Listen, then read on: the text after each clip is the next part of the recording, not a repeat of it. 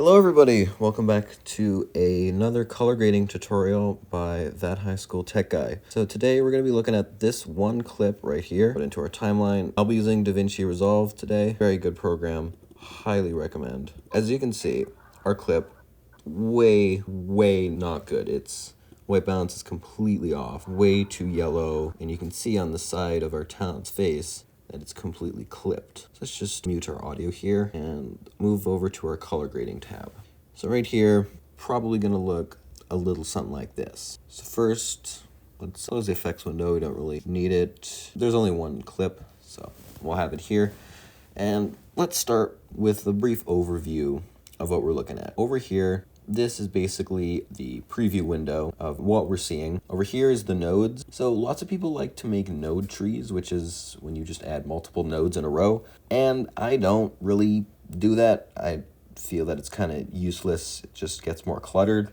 If you do everything in 1 or 2 nodes, then why'd I have to do them in like 12 or 13? But yes, so right now we can see that it's really yellow and we need to change that. So down here are scopes. The parade scopes, waveforms, are super useful. They show us, so 0 to 1023, that is our color range. 0, is completely black, and that is completely white. So that's the y-axis. The x-axis is actually the image. So if we watch the playback here, you can see how the scopes kind of move along with the footage. Over here is our color wheels. Let's take a look here. First, obviously it's a white balance issue. We need to change that. We go over to our temperature. Let's bring it down.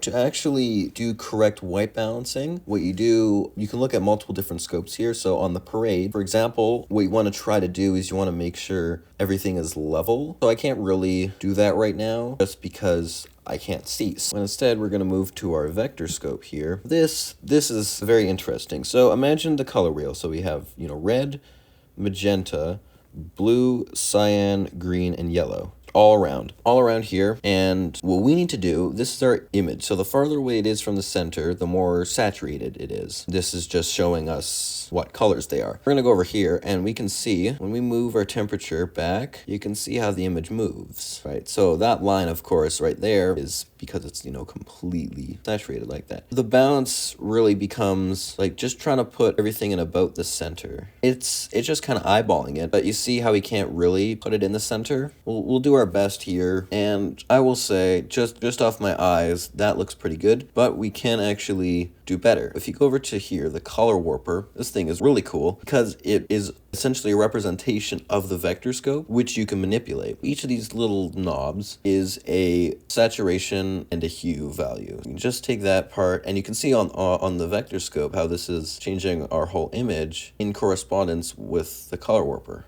Undo that. What we can do right now is just take the very center, we can just slide it over a bit. Of course, that's too much. That's the other way. So we want to kind of balance out our image. Just purely looking on the vector scope here, that right there is a pretty balanced image, but you can see on the actual monitor part that it's a little bit too blue, I think. So we can push back. Now I feel like it's a little bit too magenta. Put it down right there. And that I like it. I like it. We're gonna keep it like this. So that is our white balance issue solved. Now let's start off with our lighting. So as you can see, it's a very bright image, and I feel like we can change that. So of course now this is really all up to like personal preference, this part, but I'm gonna grade it the way I would do it. To start off, let's explain the wheels here. So our offset, we're gonna start with this one. This just moves the whole image. You can see on the scopes that it uniformly moves them up and down without manipulating anything. On the monitor, you can see everything is just brought up or down like that. Bring it over here to explain our next one, gain. So the gain, that's essentially our highlight. It pulls up the image. Now, let's move this up here. Our gamma is gonna be our perceived brightness of the image itself. This kind of moves our middle part. Let's bring this down, kind of see a little bit more. And then our lift, that's our shadows. So it pulls it back down. Let's just reset everything here. Perfect. So this is what we started with. I don't like that the highlights are that high, so bring it down a little bit, just like that. Then that becomes too dark, right? So lift it up.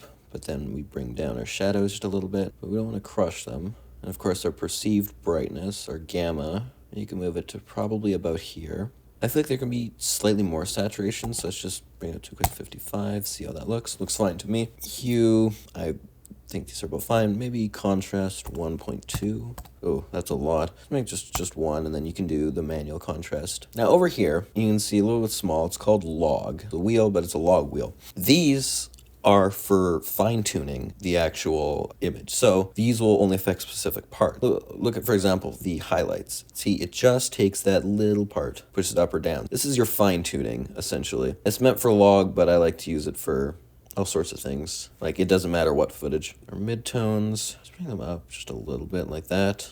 And our shadows, I'm just gonna stay about there. You know, our midtone's a little bit too high. Let's bring them down. And then also, if you want to preview what our work is looking like, you can click this and it changes it. Or you can use Shift D.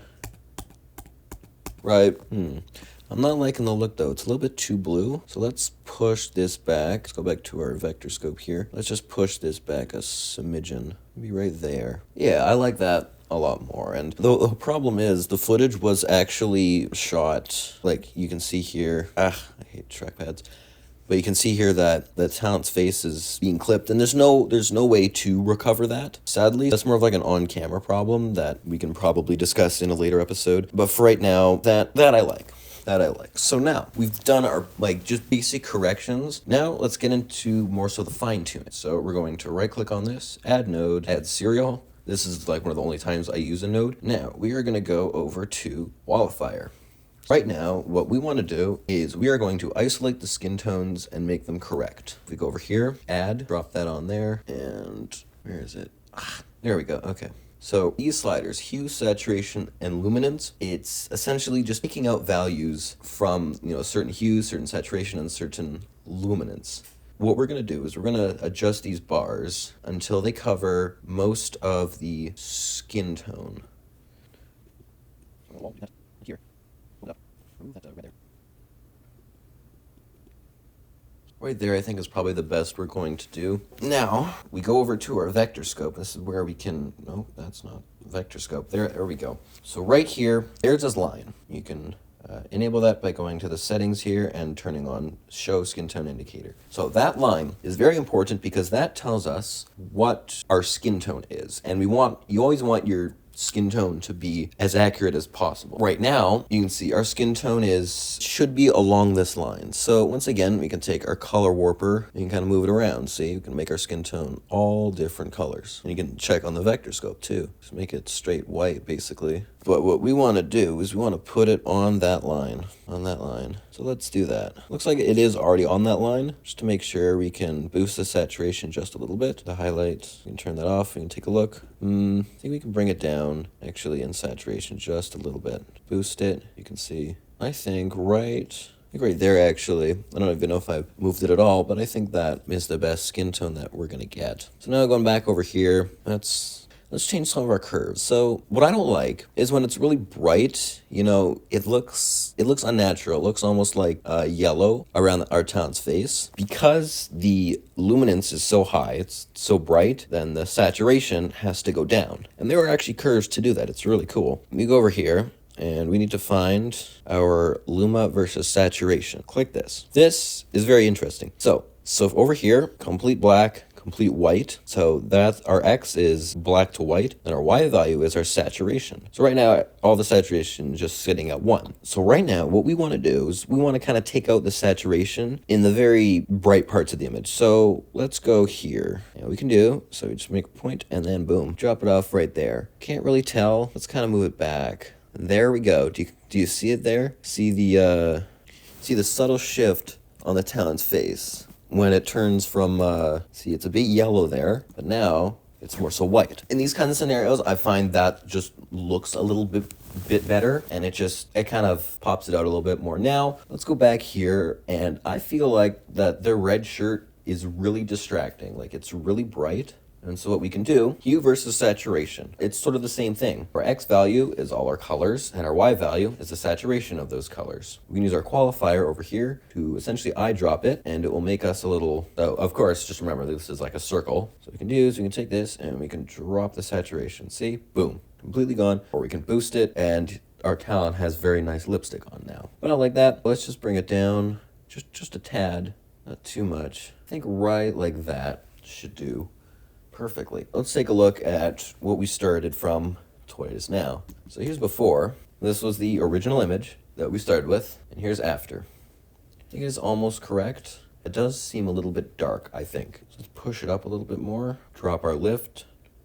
Oh, that's our log wheels. Oof. Yeah, I wouldn't recommend doing like big corrections in the log wheels. It's more so the small stuff. Bring this up, drop our lift. Yeah, I'm liking the look of this. So let's watch the full clip before and after. So this is before.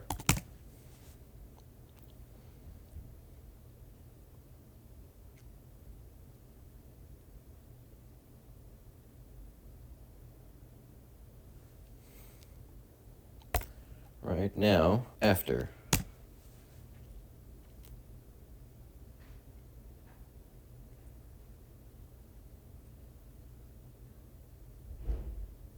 Much more natural, much more good looking in my opinion. That I think saves the image. So that was my tutorial on how to correct bad white balance and just work on images that you feel are so broken that you can't fix them, but in reality you can with just these few steps. I hope this helped, and I will see you again soon.